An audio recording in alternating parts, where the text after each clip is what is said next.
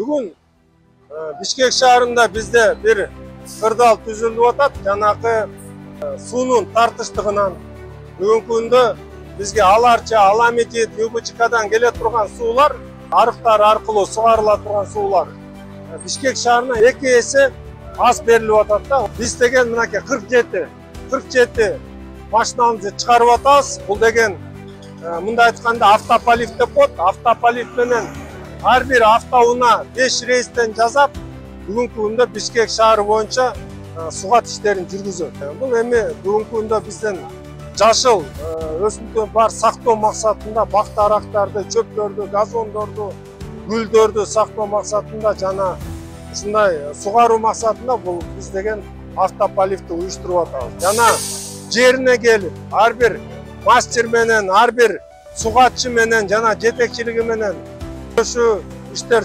жүргүзүлдү. Ал жерден көптөгөн маселелерди аныктадык да жана тапшырмалар берилди.